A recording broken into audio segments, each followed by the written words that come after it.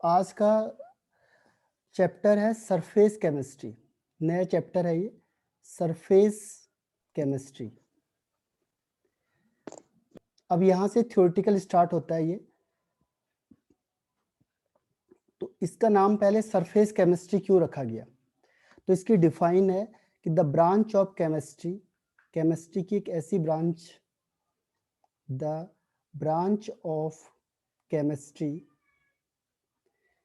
Which deals, जो deals करता है, डील्स द फिनोमिना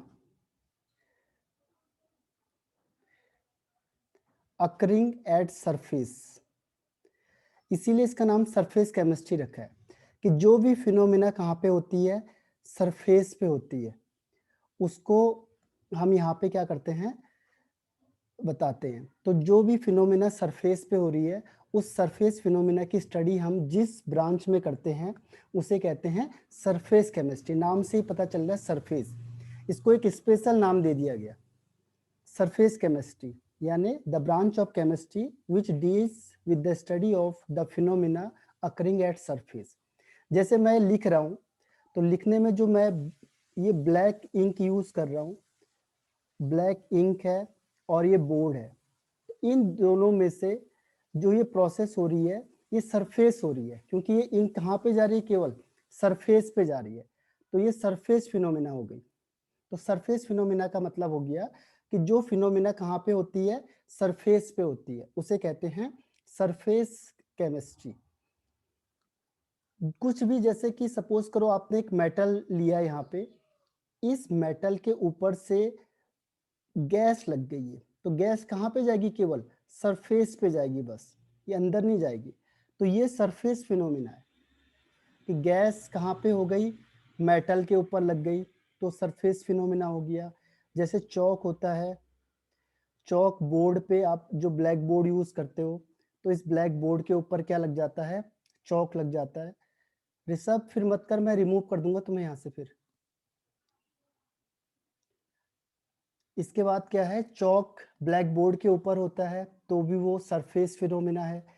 तो जो भी फिनोमिना सरफेस के ऊपर होती है, तो उसकी स्टडी हम केमिस्ट्री के जिस ब्रांच में करते हैं, that is called surface chemistry. जैसे आपने पेंट देखा होगा, पेंट आप लगाते हो कहाँ पे, किसी मेटल के ऊपर लगा सकते हो आप, या लकड़ी के ऊपर लगा सकते हो आप, ठीक है। तो ये क्या है, सरफेस फिनोमिना है। तो जितने भी जो प्रोसेस है, जो फिनोमिना है, जो कहाँ पे हो रही है, सरफेस पे हो रही है, तो उसे कहते हैं हम सरफेस फिनोमिना।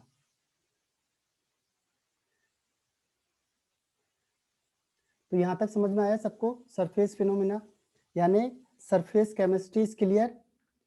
यानी कि जो भी फिनोमिना सरफेस पे हो रहा है, उसकी स्टडी हम केमिस्ट्री की जिस ब्रांच में करते हैं, उसे हम सरफेस केमिस्ट्री कहते हैं। मतलब यहाँ पे हम सारी प्रोसेस वो पढ़ेंगे जो सरफेस पे हो रही है, ये पहले से ध्यान रखना, इसीलिए हम इसे कह रहे हैं सरफेस केमिस्ट्री। इसके 3 पार्ट हैं जिसकी हमने स्टडी करनी है, थोड़ा सा लेंथी है ये, लेकिन है आसान। तो 1 बाय 1 हम तीनों को डिस्कस करेंगे। देखो, इसको जनरली इस पूरे चैप्टर को 3 पार्ट में डिवाइड किया हुआ है। फर्स्ट होता है एडजॉर्प्शन, जो पहली बार में हम पढ़ेंगे ये। सेकेंड में कोलाइडल सॉल्यूशन, जो आपने पहले भी पढ़ा है, अब भी पढ़ेंगे। और इसके बाद होता है कैटलिस्ट। तो 3 स्टेप में पूरा चैप्टर होता है, थोड़ा लेंथी है लेकिन समझने में आसान है। तो हम 1 बाय 1 स्टडी करते हैं। पहले एडजॉर्प्शन।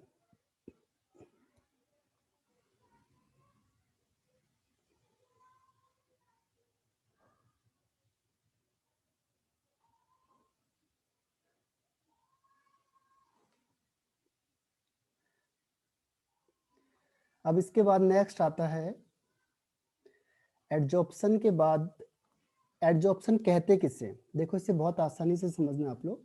एडजॉर्प्शन की 2 डिफाइन है। अब पूरा थ्योरेटिकल पोर्शन है, समझना पड़ेगा आपको, थोड़ा इमेजिनेशन पावर बढ़ानी है। इसमें है the process of accumulation. Accumulation का मतलब कलेक्ट होना, इकट्ठा होना किसी भी सब्सटेंस का, कहाँ पे, एट सरफेस। यानी कि सरफेस पे कोई चीज बढ़ती जाएगी as compare to bulk. Bulk का मतलब ओवरऑल के कंपैरिजन में। बल्क का मतलब होता है कि पूरा का पूरा, जैसे ये पूरा मेटल है, अब इस पूरे मेटल को आपने किसी भी पेंट के डब्बे में डाल दिया, तो जो पेंट है ब्लैक कलर का पेंट है, तो पेंट कहाँ पे जाएगा? केवल सरफेस पे जाएगा बस। तो जो पेंट है उसकी कंसंट्रेशन कहाँ इकट्ठा होगी, कहाँ पे ज्यादा होगी? सरफेस पे ज्यादा होगी एज कंपेयर टू बल्क। आप देखोगे पूरा ब्लैक हो गया, लेकिन ये अंदर से ब्लैक है? नहीं, अंदर से रेड ही रहेगा। केवल जो इसका सरफेस है वही क्या होगा? ब्लैक होगा। जो अंदर का पोर्शन है, ये अंदर का पोर्शन क्या रहेगा? रेड है तो रेड ही रहेगा, ये चेंज नहीं होगा अंदर। केवल जो पेंट गया है, ये ब्लैक पेंट, वो कहाँ गया है? सरफेस में। तो the process of accumulation of the substance at surface as compare to bulk. यह इसको हम दूसरी लैंग्वेज में समझने के लिए कह सकते हैं कि जो कंसंट्रेशन होगी किसी भी सब्सटेंस की, वो कहां पे ज्यादा होगी? Is greater at surface. क्योंकि हम सरफेस की बात कर रहे हैं, ये पूरा चैप्टर ही किसके बेस पे? सरफेस के ही बेस पे। तो स्टार्टिंग से ध्यान रखना, जब भी हम बात करेंगे तो हम यहाँ पे सरफेस की बात कर रहे हैं, क्योंकि ये पूरी केमिस्ट्री का नाम ही सरफेस केमिस्ट्री है। तो इसको एक स्पेशल ब्रांच दे दिया गया। तो the substance concentration of substance is greater at surface as compare to bulk. Bulk के कंपैरिजन में जो सरफेस है, सरफेस में कंसंट्रेशन ज्यादा होती है, उसे उस प्रोसेस को हम कहते हैं एडजॉर्प्शन। चाहे आप ये डेफिनेशन लिखो चाहे ये डेफिनेशन लिखो, एक ही बात है। देखो फिर से बता रहा हूं, the process of the accumulation of substance at surface as compare to bulk. Bulk के कंपैरिजन में जो किसी भी सब्सटेंस का अकुमुलेशन है, इकट्ठा हो रहा है जो सब्सटेंस, वो सरफेस पे हो रहा है।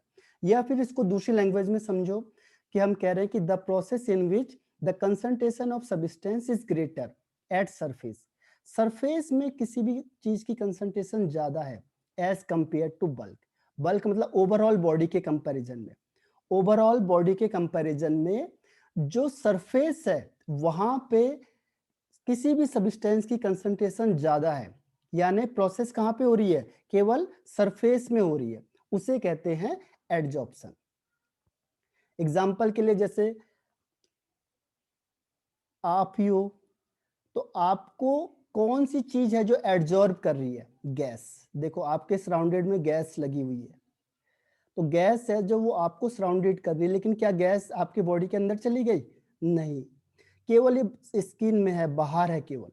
ठीक है, तो ये एडजॉर्ब हुई है केवल, उसे ए डी वर्ड कहते हैं, एडजॉर्ब। एडजॉर्ब का मतलब होता है जब सरफेस में होना केवल, और एक होता है एब्जॉर्ब। थोड़ा सा फर्क है, एब्जॉर्ब का मतलब ओवरऑल, जब थ्रू आउट एक जैसा हो गया कंडीशन, तो उसे कहते हैं एब्जॉर्ब। और एडजॉर्ब का मतलब हो गया जब सरफेस में ही ज्यादा है।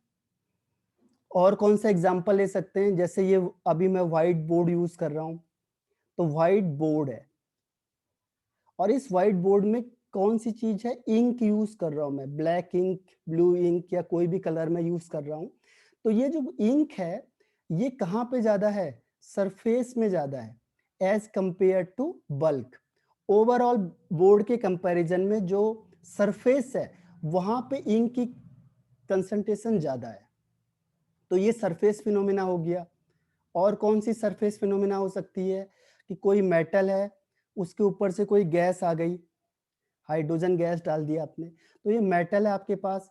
अब ये गैस कहाँ लगेगी? इस मेटल के ऊपर लगेगी, बस यहाँ पे।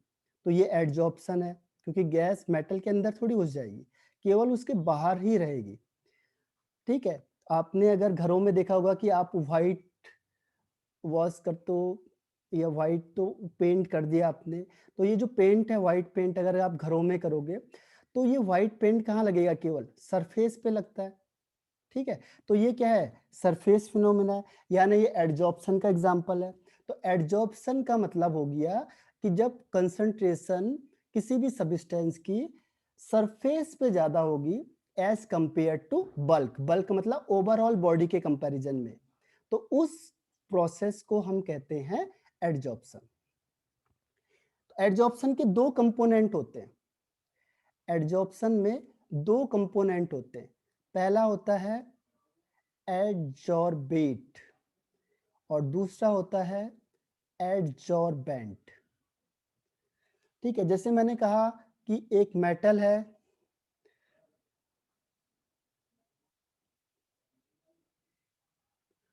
हाँ सारे मेटल कोई भी हो सकता है। देखो कोई भी चीज क्या कर सकती है, एडजॉर्ब कर सकती है। अब कोई भी चीज को आप सरफेस बाहर रख दो तो क्या करेगा, वो किसी चीज को एडजॉर्ब कर लेगा। गैस तो ऑटोमेटिकली हो जाएगी एडजॉर्ब। आप चाहे यहाँ पे कोई भी मेटल बाहर ले आओ तो क्या होगा, इसमें गैस उसके बाहर से आ ही जाएगी। आप इस गैस को कैसे रोक सकते हो बताओ। आपने कोई भी मेटल घर के अंदर रखा हुआ है तो क्या उस पे एयर लगी है या नहीं लगी है, उसके ऊपर से एयर लगी है 101%। कोई भी सब्सटेंस आपने रखा हुआ है घर के अंदर या कहीं पे भी रखा हुआ है, अगर वो एटमॉस्फेयर में है तो उसके ऊपर से एयर लगी हुई है। ठीक है, तो उसका मतलब क्या हुआ कि वो उसके ऊपर से लगा हुआ तो सरफेस फिनोमेना में आ जाएगा। ठीक है, अब मैं आपको ये बता रहा था कि ये जो एडजॉर्बेट होता है और एडजॉर्बेंट होता है, तो एडजॉर्बेट किसे कहते हैं, जैसे मैंने कहा ये गैस के मॉलिक्यूल लगे हुए हैं मेटल पे, तो जो चीज एडजॉर्ब हुई है उसे कहते हैं एडजॉर्बेट और जिसके ऊपर ये एडजॉर्ब हुई है उसे कहते हैं एडजॉर्बेंट। जैसे मेटल इज एडजॉर्बेंट और गैस इज एडजॉर्बेट। ठीक है, एडजॉर्बेट एंड एडजॉर्बेंट। तो इसकी डिफाइन क्या होगी, एडजॉर्बेट का मतलब the substance, the substance which adsorb, जो एडजॉर्ब हो रही है किसके ऊपर, on the surface of adsorbent, या किसी भी सब्सटेंस के सरफेस पे, किसी सब्सटेंस के सरफेस पे जो एडजॉर्ब हो रही है उसे कहते हैं एडजॉर्बेट। और एडजॉर्बेंट होता है द सब्सटेंस ऑन विच या इन विच एडजॉर्प्शन टेक प्लेस, जिसके जिसमें एडजॉर्प्शन हो रहा है या जिसके ऊपर क्या है एडजॉर्बेट लग रहा है उसे कहते हैं एडजॉर्बेंट टेक्स प्लेस। ठीक है, तो बहुत तरीके से हम डिफाइन कर सकते हैं। अगर आपको मतलब समझ में आ गया तो उसको लैंग्वेज में ही डिफाइन करना है कि जिसके ऊपर एडजॉर्बेट हो रहा है। जैसे ये सब्सटेंस आपने मेटल लिया और मेटल के ऊपर क्या हुआ, तुरंत गैस लग गई, तो आप समझ जाओगे कि जो गैस होती है ये एडजॉर्बेट है और जो मेटल है ये एडजॉर्बेंट है। जैसे आपने हैंड बाहर रखा तो हैंड जैसे ही आपने रखा इसके ऊपर से कोई गैस आ जाएगी, ऑटोमेटिकली गैस आएगी ही आएगी, तो ये गैस इसके ऊपर आ गई। तो जो गैस है ये एडजॉर्बेट है और ये आपका हैंड है ये एडजॉर्बेंट है। यानी कि जो सब्सटेंस एब्जॉर्ब हो रहा है उसे कहेंगे एडजॉर्बेट और जिसके ऊपर एडजॉर्प्शन हो रहा है वो सब्सटेंस कहलाता है adsorbent. The substance in which adsorption take place, ठीक है, या the substance in which adsorbate is adsorbed. ये एडजॉर्बेट है जो जहां पे एडजॉर्ब हो रहा है, उस सब्सटेंस को हम कहते हैं एडजॉर्बेंट। तो डिफाइन आप कई तरीके से लिख सकते हो।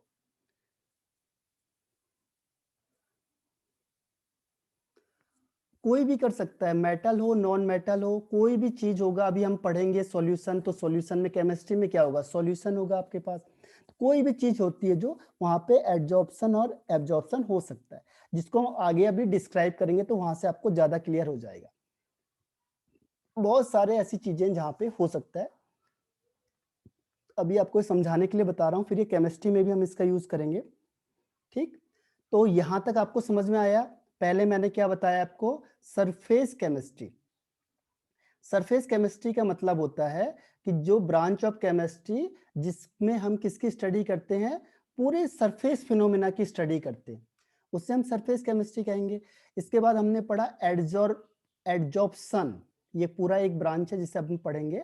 एडजॉर्प्शन का मतलब क्या होता है, जिसमें किसी भी चीज की कंसंट्रेशन होती है जो वो सरफेस पे ज्यादा होगी, तभी तो हम सरफेस में पढ़ रहे हैं इसे। तो किसी भी सब्सटेंस की कंसंट्रेशन सरफेस पे ज्यादा होगी as compare to bulk. Bulk का मतलब ओवरऑल के कंपैरिजन में, उसे कहेंगे एडजॉर्प्शन। अब इसके दो टाइप होते हैं, एक होता है एडजॉर्बेट और एक होता है एडजॉर्बेंट, एडजॉर्बेंट हो गया, वेट हो गया जैसे गैस जो एडजॉर्ब हो रही है, the substance which adsorb on the surface. और दूसरा एडजॉर्बेंट, एडजॉर्बेंट उसे कहेंगे जिसपे क्या हो रहा है, एडजॉर्प्शन हो रहा है, जिसपे कोई गैस आ रही है या आपने लिक्विड पानी डाल दिया किसी के ऊपर, कोई बात नहीं यामिनी। अब यहां तक आपको समझ में आ गया, चारों पॉइंट मैंने आपको फिर से बता दिए। अब थ्योरेटिकल है पूरा, बस इसमें क्वेश्चन 1 नंबर के ज्यादा पूछे गए हैं, लॉजिकल क्वेश्चन पूछे गए हैं, थोड़े रीजनिंग टाइप के क्वेश्चन इस चैप्टर से प्रीवियस ईयर में ज्यादा पूछे गए हैं, 1 मार्क्स के, और रीजनिंग टाइप पूछे गए हैं जो मैं आपको अभी बताऊंगा आगे। अब इसमें आता है एक जॉब्सन। देखो ये जॉब्सन किस किस में कॉमन है, एक है एडजॉब्सन जो मैंने आज बताया आपको, और एक आपने सुना होगा एब्जॉर्प्शन जो आप बचपन से सुनते आ रहे हो। तो इन दोनों में एक चीज कॉमन थी, जॉब्सन, तो उन्होंने इसकी डिफाइन निकाली। देखो एडजॉर्प्शन ए डी जहां पे सरफेस में हो रहा है, एब्जॉर्प्शन कैसे किसे कहेंगे, जैसे आपने कोई रुई ली, कॉटन लिया और इस कॉटन को पानी में मिला दिया, तो क्या होगा, पूरा का पूरा कॉटन भीग जाएगा। तो ओवरऑल जो पानी है आपके पास वो ओवरऑल सेम रहेगा, फिर ना तो सरफेस में ज्यादा है ना सरफेस में कम है, ओवरऑल सेम रहेगा।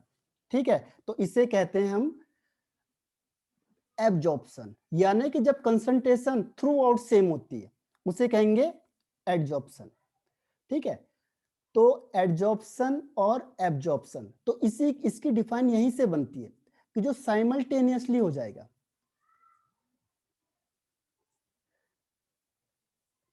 साइमल्टेनियस क्या होगा, एडजॉर्प्शन और एब्जॉर्प्शन दोनों एक साथ होंगे, तो उसे कहते हैं जॉब्सन, जिसमें दोनों प्रोसेस हो रही है, एडजॉर्प्शन भी हो रहा है और एब्जॉर्प्शन भी हो रहा है, दोनों प्रोसेस एक साथ हो रही है, तो उस प्रोसेस को हम कहते हैं जॉब्सन। जैसे आपने क्या किया, एक चौक लिया और इसे कहां मिला दिया, इंक में डाल दिया। पहले आपने इसे इंक में किया, किसी सॉल्यूशन में डाल दिया, यहाँ पे सॉल्यूशन में डालते ही आपने निकाल दिया, तो आप देखोगे कि ये जो चौक है वो इस तरीके का बन गया, क्योंकि ये ब्लैक सॉल्यूशन था। लेकिन बाहर ही बाहर से ऐसा है, अंदर से क्या रहेगा, वो ये ऐसे रहेगा सेम।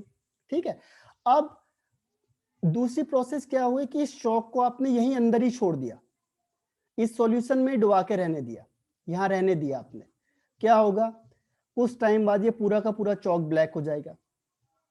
ठीक है, यहाँ पे अगर आपने तुरंत निकाल दिया, इसे सडनली आपने बाहर निकाला, तो केवल बाहर का ही बाहर का सरफेस क्या होगा, एडजॉर्ब होगा।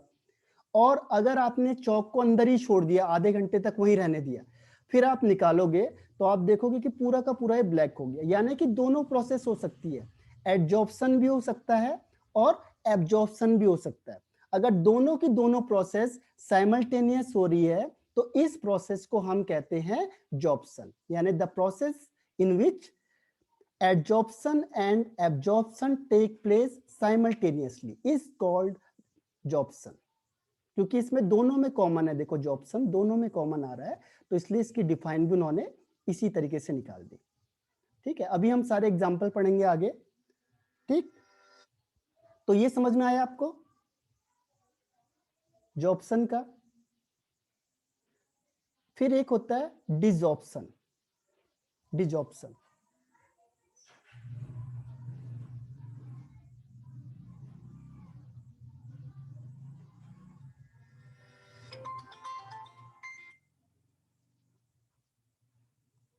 डिजॉप्शन किसे कहेंगे आप। ठीक है, तो डिजॉप्शन क्या होता है कि जिसमें, डिजॉप्शन का मतलब क्या होता है, रिमूवल होना, किसी भी चीज का रिमूव होना। तो कोई चीज यहां से क्या होगी, रिमूव होगी। देखो जैसे अभी हमने कहा एडजॉप्शन, एडजॉप्शन का मतलब लगना, तो डी का मतलब क्या होता है, रिमूव होना। ठीक है, डी मतलब होता है रिमूव, यानी रिमूवल ऑफ, कोई चीज रिमूव हो रही है। और कौन सी चीज रिमूव होगी, कोई सब्सटेंस या मॉलिक्यूल क्या हो रहा है, रिमूव हो रहा है, कहां से, फ्रॉम सरफेस। जैसे हम कहते हैं मेरिट्स यानी अच्छाई किसी की, तो डी मेरिट्स यानी उसकी बुराई। ठीक है, तो डी वर्ड आ गया, ऐसे डी जॉब्सन, डी का मतलब रिमूव हो जाना, जो सरफेस में थी चीजें वो निकल गई बाहर, तो हम कहेंगे इससे डिजॉर्प्शन। ठीक है, डिजॉर्प्शन मतलब रिमूवल ऑफ सब्सटेंस, कहां से? From the surface of the metal या कोई भी चीज है उससे अगर कोई चीज रिमूव हो रही है तो उस प्रोसेस को हम कहते हैं डिजॉर्प्शन। तो डी का मतलब होता है रिमूव हो जाना। कोई चीज निकलेगी तो जरूरी थोड़ी कि वो चिपकी रहेगी उसमें, वो निकलेगी भी बाहर। जैसे सपोज करो ये बॉडी है आपकी, तो बॉडी में आपने देखा कि जब आप पंखे के नीचे जाते हो तो ये ठंडी हवा आपके ऊपर आ जाती है, कोल्ड एयर होता है। लेकिन कुछ टाइम के बाद ये कोल्ड एयर किस में चेंज हो जाती है? हॉट, गर्म हो जाती है, फिर ये बॉडी से बाहर निकलती है। इसे कहते हैं डिजॉर्प्शन, यानी डी का मतलब रिमूव हो रही है चीजें। ठीक है, तो डिजॉर्प्शन मतलब removal of substance from the surface of the body. ठीक है, उसे कहते हैं डिजॉर्प्शन। और फिर क्या होगा? ये गर्म हवा यहाँ से बाहर निकल गई, फिर ठंडी हवा यहाँ आ जाती है, इसीलिए आपको कंटिन्यू ठंड वो होता है। नहीं तो क्या होता है कि गर्म हवा ही रहेगी तो आपको गर्मी लगेगी। तो कंटिन्यूअसली क्या होता है, यहाँ से आप एयर पास करते हो, यानी आपने फैन चला दिया तो ये कंटिन्यू क्या करेगा कि ये जो गैस है उसके पार्टिकल आपकी बॉडी में आते हैं, पहले ठंडे पार्टिकल आएंगे, जैसे वो आते हैं आपकी बॉडी के कांटेक्ट में ये तुरंत गर्म हो जाते हैं और फिर ये यहाँ से निकलते हैं। तो ये इसमें पहले एडजॉर्प्शन हो रहा है, फिर उसके बाद डिजॉर्प्शन हो रहा है, फिर ठंडी हवा आती है, फिर गर्म हवा निकलेगी। तो ये प्रोसेस क्या है, चलती जाती है कंटिन्यू। तो दोनों चीज जरूरी है, डिजॉर्प्शन भी और एडजॉर्प्शन भी। ठीक है, तो यहां तक किसी को कोई प्रॉब्लम बताओ? जितने मैंने पॉइंट बताए, अब ये इसमें कॉन्सेप्चुअली है चीजें, यहाँ पे आप समझाना ही पड़ेगा क्योंकि वो नहीं है, इसमें कोई भी न्यूमेरिकल क्वेश्चन नहीं आएंगे। आप न्यूमेरिकल पहले थे जो खत्म हो चुके हैं। तो यहाँ तक किसी को कोई प्रॉब्लम, कोई टॉपिक जिसमें आपको ना आया हो समझ में? अब देखो ऑक्लूजन एक वर्ड आता है, ये रेयर है, कभी पूछ लेता है। तो ऑक्लूजन का मतलब क्या होता है? इसका मतलब होता है कि इसमें स्पेसिफाई कर दिया। स्पेसिफाई कैसे किया कि जैसे मैंने कहा रस्टिंग, और एक होता है कोरोजन। कोरोजन का मतलब कोई भी मेटल है जो कोरोड हो जाएगी, खराब हो जाएगी, उसे कोरोजन कहते हैं। लेकिन मैंने कह दिया रस्टिंग, तो रस्टिंग फिक्स है कि किसी आयरन मेटल के केस में होता है। आयरन के केस में होगा तो हम रस्टिंग कहेंगे, बाकी और मेटल के केस में होगा तो हम उसे कोरोजन कहेंगे। ऐसे यहाँ पे क्या होता है कि एडजॉर्प्शन होता है जो कॉमन वर्ड है। लेकिन अगर हमने किसी भी मेटल को क्या कह दिया, एडजॉर्बेंट, और किसी भी गैस को हमने क्या कह दिया, एडजॉर्बेट, अगर ये फिक्स है तो इस प्रोसेस को हम कहते हैं ऑक्लूजन, यानी the process in which metal is adsorbent and gas is adsorbate, तो this process is called occlusion. यानी यहाँ पे फिक्स है कि एडजॉर्बेंट मेटल ही होना चाहिए और एडजॉर्बेट गैस ही होना चाहिए। अगर ये दोनों चीज है तो इस प्रोसेस को हम कहते हैं ऑक्लूजन। तो बहुत आसान है इसमें, the process in which metal is adsorbent and gas is adsorbate, तो this process is called occlusion. अब देखो इसके बाद आता है एब्जॉर्प्शन, किसे कहते हैं? फिर एक बार इससे भी बता देता हूं मैं, वैसे आपने पढ़ा होगा। इसमें क्या होता है, जो पार्टिकल होते हैं किसी भी गैस के, लिक्विड के या कोई भी सब्सटेंस के, जो पार्टिकल होंगे ये यूनिफॉर्मली डिस्ट्रीब्यूटेड होते हैं। यूनिफॉर्मली यानी एक जैसे डिस्ट्रीब्यूशन होगा, ये नहीं कि कोई कम कोई ज्यादा। इसीलिए यहाँ पे एडजॉर्प्शन कभी भी यूज नहीं किया जाता। अगर आपने डी की जगह पे बी लिख दिया तो सब गलत हो जाएगा। क्यों? क्योंकि ये बल्क फिनोमिना है, यानी कि पार्टिकल ऑफ गैस और liquid uniformly distributed through out, यानी पूरी बॉडी में, थ्रू आउट द बॉडी या कोई भी सब्सटेंस, इसमें थ्रू आउट सेम होता है। जैसे अभी मैंने कहा आपको रुई लिया आपने और इसे पानी में डाल दिया, तो पानी में पूरा भिगाया आपने, तो वाटर के पार्टिकल हर एक जगह होंगे, ये नहीं कि सरफेस में ज्यादा है। पूरे के पूरे जो आप रुई होगी, कॉटन होगा, इसके पूरे सरफेस में ज्यादा हो जाएगा। तो इस प्रोसेस को हम कहते हैं एब्जॉर्प्शन। तो एब्जॉर्प्शन को हम यहाँ पे क्यों नहीं पढ़ते हैं?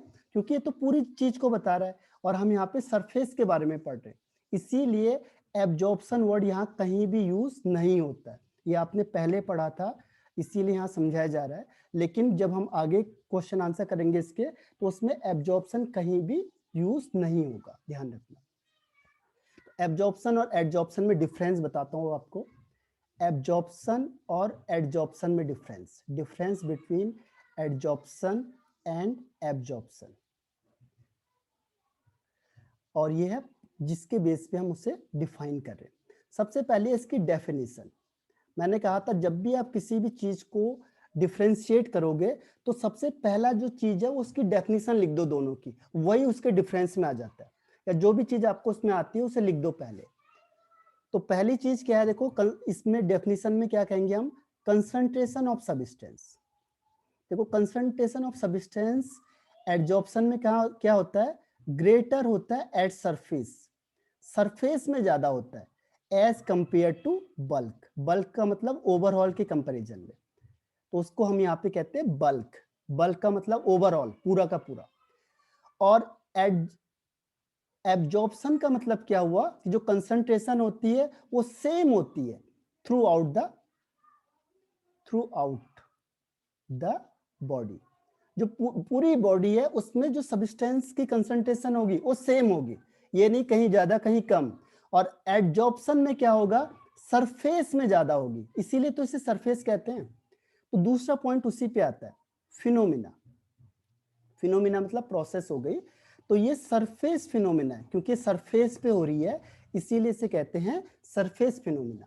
ये ओवरऑल सेम हो रही है इसीलिए इसे कहते हैं बल्क फिनोमिना। बल्क का मतलब ओवरऑल, ये पूरी प्रोसेस है, क्योंकि इसमें जो कोई भी सब्सटेंस आप डालोगे वो पूरा का पूरा सेम डिस्ट्रीब्यूशन हो रहा है, कहीं कम नहीं कहीं ज्यादा नहीं। तो ये बल्क फिनोमिना है, ओवरऑल की फिनोमिना है, जबकि ये सरफेस फिनोमिना है।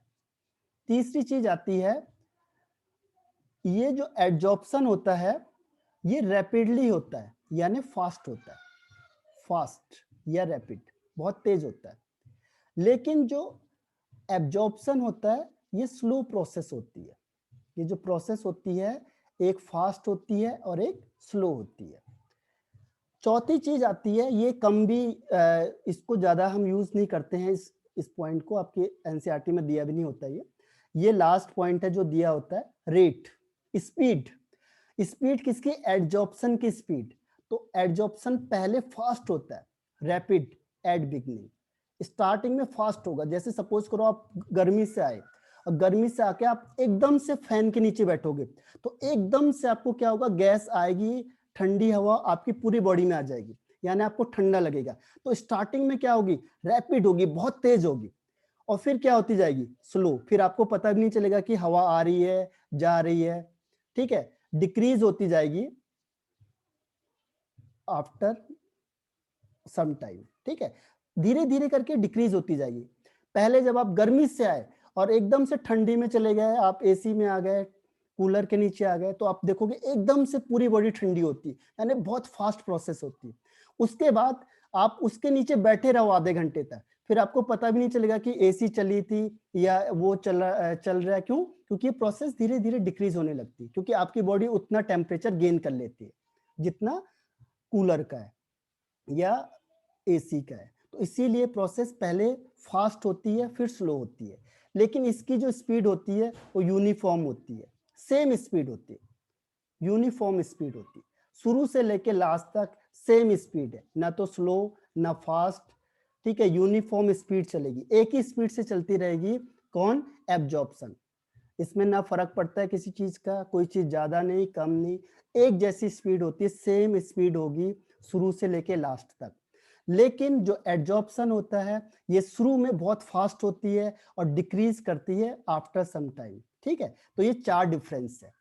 इसमें किसी को प्रॉब्लम बताओ, कोई एक्सप्लेन करना हो इससे फिर से दोबारा, रिप्लाई सर करो, यस नो, आया समझ में नहीं आया।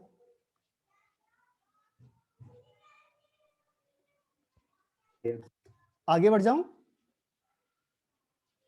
अब देखो यस इसके सर। बाद आता है, आगे आता है मैकेनिज्म। इसको मैकेनिज्म भी कहते हैं, मैकेनिज्म मतलब प्रोसेस। और यह फिर इसमें क्वेश्चन आता है कि जो एडजॉर्प्शन होता है क्यों होता है, व्हाई एडजॉर्प्शन टेक प्लेस, ऐसा क्यों होता है, ये एडजॉर्प्शन होता क्यों है। ये रीजनिंग टाइप में आ जाता है कि होता क्यों है, किस वजह से होता है, इसका रीजन क्या है, और वही उसके मैकेनिज्म में आ जाता है। ठीक है, तो ये आपने पढ़ा होगा किसमें, सरफेस टेंशन फिजिक्स में भी है और केमिस्ट्री में भी है। तो ये उसी से इसका लॉजिक बनता है। देखो होता क्या है, जैसे सपोज करो आपने निकल लिया, कोई भी चीज ले ली यहाँ पे, और ये इस तरीके से होगा 1 2 3 4, ये बहुत ज्यादा होंगे, हजारों होंगे, लेकिन मैं इतना यहाँ बना नहीं सकता हूँ, थोड़ा सा बना रहा हूँ मैं। अब ये निकल ले लिया आपने, कोई भी मेटल ले लिया, ठीक है। अब देखो कि जो इसके सरफेस है, इस सरफेस में जैसे आपने क्या सरफेस टेंशन पढ़ा है वैसे ही होता है। अब क्या होगा कि थोड़ा बहुत ये पार्टिकल इससे अपनी तरफ अट्रैक्ट कर रहा है, ये इसको अपनी तरफ खींच रहा है, ये इसे अपनी तरफ खींच रहा है, या इसको मान लो ये वाले को, ठीक है। ये तो एक दूसरे को बैलेंस कर देंगे, ये और ये तो इफेक्ट कैंसिल हो जाएगा। लेकिन ये वाला इफेक्ट देखो, इस ये अपनी तरफ खींच रहा है, तो इसको बैलेंस करने के लिए क्या होगा, दूसरा फोर्स लगेगा एक।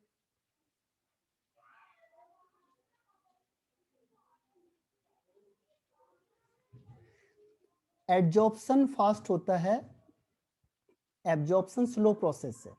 एब्जॉर्प्शन आराम आराम से होती है, जबकि एब्जॉर्प्शन फास्ट होता है, क्योंकि सरफेस में लग रहा है तो जो सरफेस में लगेगा वो तो फास्ट हो जाएगा, और जो ओवरऑल चलेगा वो स्लो स्लो चलता चला जाएगा। अब देखो यहाँ पे जो आपने किसमें पढ़ा था, क्लास 11th में सरफेस टेंशन में, देखो ये तो एक दूसरे के इफेक्ट को कैंसिल आउट कर देंगे, ये दोनों, इसको देखते हैं पहले एनआई को, एक दूसरे के इफेक्ट को कैंसिल आउट कर दिया, लेकिन ये फोर्स ऑफ प्रोटेक्शन नीचे लगाएगा। तो अब क्या करेगा ये, इसके पास तो ये अनबैलेंस्ड फोर्स हो गया, ठीक है। ये कौन सा फोर्स हो गया इसके पास, अनबैलेंस्ड फोर्स। अब ये क्या करेगा ये निकल, अब ये क्या करता है कि जो कोई दूसरा पार्टिकल इसके ऊपर से आ रहा है, इसे अपनी तरफ खींचेगा, और कौन सी चीज होगी, वो गैस होगी या कोई भी चीज हो सकती है, जो इसके ऊपर से आएगा उसे अपनी तरफ अट्रैक्ट करेगा, खींचेगा।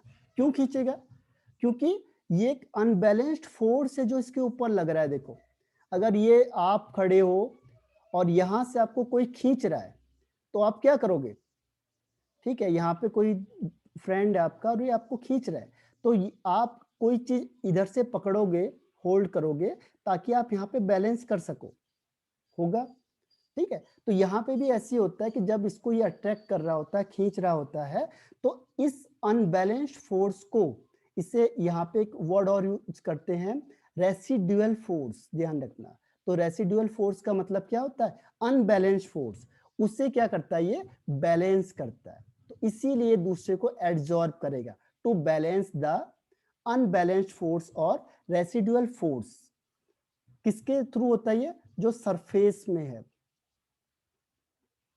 ठीक है। तो सरफेस में जो भी पार्टिकल होगा उसके ऊपर क्या होगा, अनबैलेंस्ड फोर्स होगा, या रेसिडुअल फोर्स कहते हैं, ध्यान रखना, कई बार रेसिडुअल फोर्स लिखा होगा। तो रेसिडुअल फोर्स का मतलब होता है अनबैलेंस फोर्स।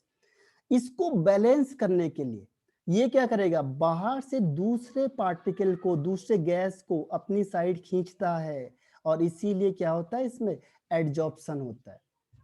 तो एडजॉर्प्शन होने का मेन रीजन क्या है, मेन रीजन है कि to balance the residual force. कहां पे होगा ये, ऑन द सरफेस। अब मिडिल में नहीं होगा ये, मिडिल में क्यों नहीं होगा, क्योंकि यहाँ पे तो सारे बैलेंस हो गए, अगर ये इसको खींचेगा तो ये इसको खींचेगा, बैलेंस हो जाएगा, ये इसे खींचेगा तो ये इसे खींचेगा, बैलेंस हो जाएगा। तो जो मिडिल वाला है, बीच वाला है, इसके सारे फोर्स बैलेंस्ड है, तो इसमें कोई फर्क नहीं पड़ेगा। ये जो मिडिल वाला है देखो, इसमें कुछ फर्क नहीं पड़ने का, क्योंकि एक फोर्स इधर से लग रहा है तो दूसरा इधर से लगेगा, एक दूसरे को बैलेंस कर देंगे। एक फोर्स नीचे से लग रहा है, एक फोर्स ऊपर से लगेगा तो बैलेंस कर देगा। तो यहाँ पे क्या होगा कि ओवरऑल नेट फोर्स यहाँ पे 0 हो जाएगा। जब आप बीच में देखोगे तो नेट फोर्स क्या होगा, 0 हो जाएगा। तो इसमें कोई फर्क नहीं है, तभी हम सरफेस की बात करते हैं हर हमेशा। और यहाँ पे भी हम किसके बारे में पढ़ रहे हैं, सरफेस केमिस्ट्री, यानी सरफेस के बारे में पढ़ रहे हैं। तो मिडिल में तो हो ही नहीं सकता ये। तो ये जो बाहर से जो सरफेस में है, इसमें ये अनबैलेंस्ड फोर्स है, तो इस फोर्स को बैलेंस करने के लिए यहां से क्या करेगा, एक फोर्स लगाएगा बाहर की तरफ, और यहाँ पे जो फोर्स है इसको बैलेंस करने के लिए ये दूसरी साइड को फोर्स लगाएगा, ठीक है। तो इसका आंसर क्या याद रखोगे आप, अगर वो कहेगा कि एडजॉर्प्शन क्यों हो रहा है तो उसका आंसर क्या होगा, to balance the unbalanced force और रेसिडुअल फोर्स। कहाँ पे हो रहा है ये, सरफेस पे हो रहा है जो ऑफ द मेटल या कोई भी सबस्टेंस, उसके जो सरफेस पे जो पार्टिकल है उस पे कौन सा फोर्स लग रहा है, अनबैलेंस्ड फोर्स लग रहा है। तो ये उसको बैलेंस करने के लिए क्या करता है, बाहर से जो कोई भी चीज आएगी, अब है क्या बाहर, गैस ही है, तो ये गैस को ही एब्जॉर्ब करेगा, ठीक है। तो इसलिए एड्जॉर्प्शन होता है। Is it clear? बताओ, इसमें रिप्लाई करके बताओ एड्जॉर्प्शन क्यों होता है, इसका रीजन क्लियर हुआ या नहीं हुआ?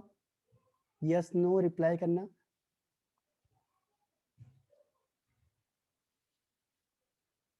नहीं हुआ तो बता दो, एक बार रिपीट कर देता हूं मैं। क्लियर है, ओके। तो ये टाइम इस सेशन का हुआ है, इसे रिज्वाइन करो सेम आईडी पे।